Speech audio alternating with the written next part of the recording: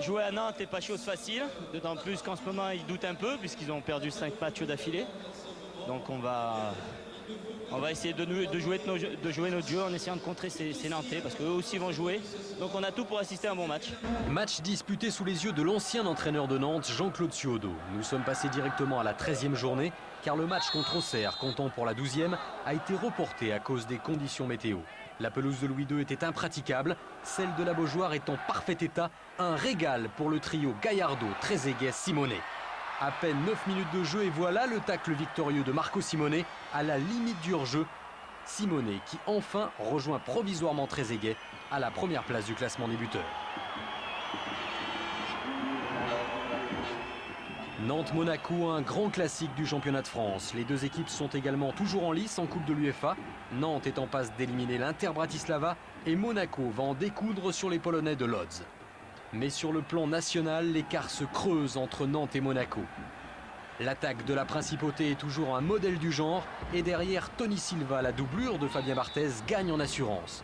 Oubliez l'erreur commise à Rennes, Silva applique les conseils prodigués par le gardien des Bleus et repousse toutes les tentatives adverses. Et c'est au contraire son homologue nantais, Michael Landreau, qui va commettre l'irréparable en seconde période. Au départ, ce long ballon adressé à Ludovic Giuli. Au centre, les Monégasques vont très vite se retrouver en infériorité numérique. A priori donc l'occasion est perdue, mais Giuli frappe fort, si fort, que Landreau ne peut saisir la balle qu'il relâche devant Trezeguet. 2-0 pour Monaco. Ludovic Giuli, alter ego côté droit de Gallardo, on les appelle les GG flingueurs. Point commun aussi avec Simonet, comme lui, Giuli aime répéter qu'il prend autant de plaisir à marquer qu'à offrir des buts.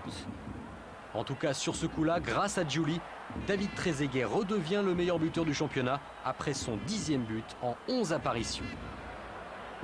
Car il était absent lors de la défaite à Bordeaux, tout comme Christian Val, Lamouchi et Léonard qui cède sa place un peu plus tard à un autre revenant, Martin Djetou.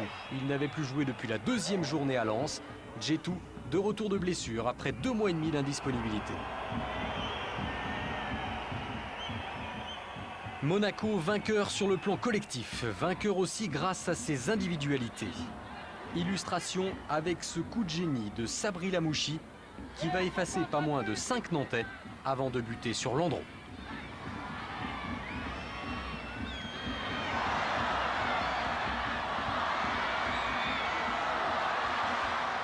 Beaucoup de talent, de lucidité et à l'époque, dans un sondage, plus de 60% des joueurs de première division pensaient déjà que Monaco serait champion de France.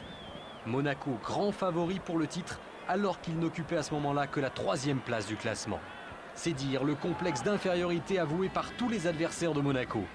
Reconnaissance de l'énorme potentiel monégasque, voici encore l'un de ses points forts, le contre, joué à grande vitesse. Entre la récupération de Ndiaye et la conclusion de Giuli, 13 secondes vont s'écouler. 13 secondes pour construire un but avec Marco Simonet comme passeur décisif.